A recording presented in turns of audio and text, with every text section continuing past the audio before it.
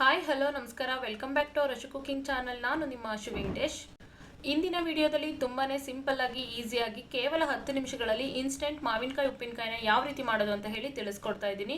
ಸಾಮಾನ್ಯವಾಗಿ ಬೇಸಿಗೆ ಬಂದರೆ ಹಲವಾರು ರೀತಿಯ ಉಪ್ಪಿನಕಾಯಿಗಳನ್ನ ನಾವು ಮಾಡ್ತಾ ಇರ್ತೀವಿ. ಆದರೆ ಈ ರೀತಿಯಾಗಿ ಮಾವಿನಕಾಯಿ ಉಪ್ಪಿನಕಾಯಿ ಮಾಡಿದ್ರೆ ತುಂಬಾ ರುಚಿಯಾಗಿರುತ್ತೆ. ಕೆಲವು ಸಾಮಗ್ರಿಗಳನ್ನ ಬಳಸಿ ತುಂಬಾ ರುಚಿಕರವಾಗಿ ಮಾಡ್ಕೊಬಹುದು. ನಿಮ್ಮ ಮನೆಯಲ್ಲಿ ಮಾವಿನ ಮರ ಇದ್ದರೆ ಅಥವಾ ಅಕಸ್ಮಾತ್ ನೀವು ಜಾಸ್ತಿ ಮಾವಿನಕಾಯಿ ತಂದಾಗ ಈ ರೀತಿ ಮಾವಿನಕಾಯಿ ಉಪ್ಪಿನಕಾಯಿನ ಮಾಡಿಟ್ಕೊಂಡ್ರೆ ಸುಮಾರು 10 ರಿಂದ 15 ದಿನಗಳ ಕಾಲ ಸ್ಟೋರ್ ಮಾಡಿ ಇಟ್ಕೊಬಹುದು. ಚಿಕ್ಕ ಪುಟ್ಟ ಫಂಕ್ಷನ್ಗಳಿಗೆ ಮನೆಯಲ್ಲೇ ಕೂಡ ತಯಾರು ಮಾಡ್ಕೊಬಹುದು. 1 kg 2 kg ಅಷ್ಟು. ಬನ್ನಿ ಹಾಗಾದರೆ ಇಷ್ಟು ಸಿಂಪಲ್ ಆದ ರೆಸಿಪಿನ ಯಾವ ರೀತಿ ಮಾಡೋದು ಅಂತ ಹೇಳಿ ತಿಳಿಸ್ಕೊಡ್ತೀನಿ. ಮೊದಲಿಗೆ ನಾನಿಲ್ಲಿ 1 kg ಆಗೋಷ್ಟು 3 ತೋತಾಪುರಿ ಮಾವಿನಕಾಯಿಗಳನ್ನ ತಗೊಂಡಿದ್ದೀನಿ. ಇದನ್ನ ಗಿಣಿ ಮಾವಿನಕಾಯಿ ಅಂತ ಕೂಡ ಕರೀತಾರೆ. ನಂತರ ಅದನ್ನ ನೀಟಾಗಿ ತೊಳೆದು ಒರೆಸಿ ತೆಗೆದಿಟ್ಕೊಂಡ ನಂತರ ಚೆನ್ನಾಗಿ ಈ ರೀತಿ ಸಣ್ಣ ಸಣ್ಣ ಪೀಸಸ್ಗಳಾಗಿ ಕಟ್ ಮಾಡಿ ತೆಗೆದಿಟ್ಕೊತಿದ್ದೀನಿ. ಈ ರೀತಿ ಚಿಕ್ಕ ಚಿಕ್ಕ ಪೀಸಸ್ಗಳಾಗಿ ಮಾಡ್ಕೋಬೇಕು, ಆವಾಗ ತುಂಬ ಚೆನ್ನಾಗಿ ಬರುತ್ತೆ.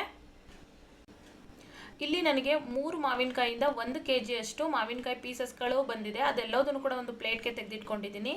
ನಂತರ ಸ್ಟವ್ ಮೇಲೆ ಒಂದು ಪ್ಯಾನ್ ಇಟ್ಟು ಪ್ಯಾನು ಚೆನ್ನಾಗಿ ಹೀಟ್ ಆದ ನಂತರ ಇದಕ್ಕೆ 3 ಚಮಚದಷ್ಟು ಮೆಂತ್ಯ ಹಾಕಿ ಒಂದು 5 ನಿಮಿಷಗಳ ಕಾಲ ಇದ್ರ ಬಣ್ಣ ಸ್ವಲ್ಪ ಚೇಂಜ್ ಆಗೋ ತನಕ ಚೆನ್ನಾಗಿ ಹುರ್ಕೋಬೇಕಾಗುತ್ತೆ.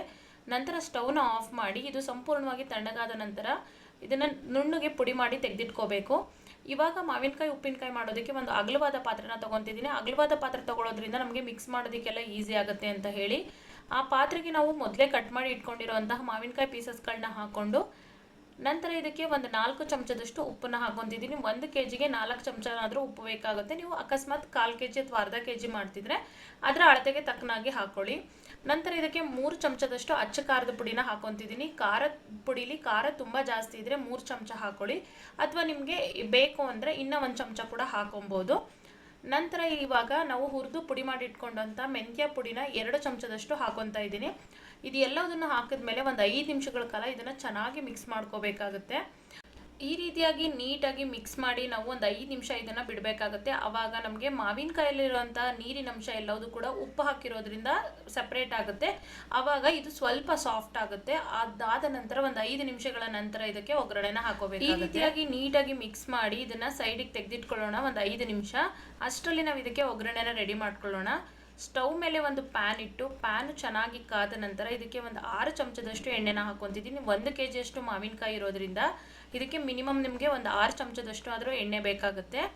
ಎಣ್ಣೆ ಹಾಕಿ ಎಣ್ಣೆ ಒಂದು 5 ನಿಮಿಷ ಚೆನ್ನಾಗಿ ಕಾಯಿಸಿದ ನಂತರ 1 ಚಮಚದಷ್ಟು ಸಾಸಿವೆ ಹಾಕ್ಕೊಳ್ಳಿ. ಸಾಸಿವೆ ಚೆನ್ನಾಗಿ ಚಟಪಟ ಅಂತ ಸಿಡಿದ ನಂತರ ಅರ್ಧ ಚಮಚದಷ್ಟು ಅರಿಶಿಣದ ಪುಡಿ ಮತ್ತು ಅರ್ಧ ಚಮಚದಷ್ಟು ಹುರಿದು ಪುಡಿ ಮಾಡಿ ಇಟ್ಕೊಂಡಿರುವಂಥ ಮೆಂತ್ಯ ಪುಡಿ, ಒಂದು 1/4 ಚಮಚದಷ್ಟು ಇಂಗು, ಇಷ್ಟನ್ನು ಹಾಕಿ 1 ನಿಮಿಷ ಬಿಡಿ. ನಂತರ ಇದಕ್ಕೆ 1 ಕಪ್ಪಷ್ಟು ಕರಿಬೇವಿನ ಸೊಪ್ಪನ್ನು ಹಾಕ್ಕೊಂಡು 1 ನಿಮಿಷ ಮಧ್ಯಮ ಉರಿಲಿ ಈ ರೀತಿ ಫ್ರೈ ಮಾಡ್ಕೊಳ್ಳಿ. ನಂತರ ಇವಾಗ ಸ್ಟವ್ನ ಆಫ್ ಮಾಡಿ ಇವಾಗ ನಾವು ಮಿಕ್ಸ್ ಮಾಡಿ ಇಟ್ಕೊಂಡಿರೋವಂಥ ಇಲ್ಲಿ ಮಾವಿನಕಾಯಿ ನೋಡಿ, ಇಲ್ಲಿ ಸ್ವಲ್ಪ ನೀರು ಬಿಟ್ಕೊಂಡಿದೆ.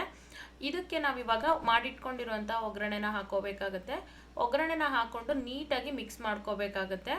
ಈ ರೀತಿಯಾಗಿ ನೀಟಾಗಿ ಮಿಕ್ಸ್ ಮಾಡಿಕೊಂಡ್ರೆ ನಮಗೆ ರುಚಿಯಾದಂತಹ ಮಾವಿನಕಾಯಿ ಉಪ್ಪಿನಕಾಯಿ ರೆಡಿ ಆಗಿದೆ. ನೋಡಿದ್ರಲ್ವ ಎಷ್ಟು ಸಿಂಪಲ್ ಆಗಿ ಈಸಿಯಾಗಿ ಮಾಡ್ಬೋದು ಅಂತ ಹೇಳಿ. ಕೇವಲ ನಿಮಗೆ ಮಾವಿನಕಾಯಿ ಕಟ್ ಮಾಡೋದಕ್ಕೆ ಒಂದು 10 ನಿಮಿಷ ಟೈಮ್ ತಗೊಳುತ್ತೆ. ಅದನ್ನು ಬಿಟ್ಟರೆ ಒಂದು 5 ನಿಮಿಷ ಅಷ್ಟರಲ್ಲೇ ನೀವು ಇದನ್ನು ಮಾವಿನಕಾಯಿ ಉಪ್ಪಿನಕಾಯಿನ ರೆಡಿ ಮಾಡ್ಕೊಬೋದು.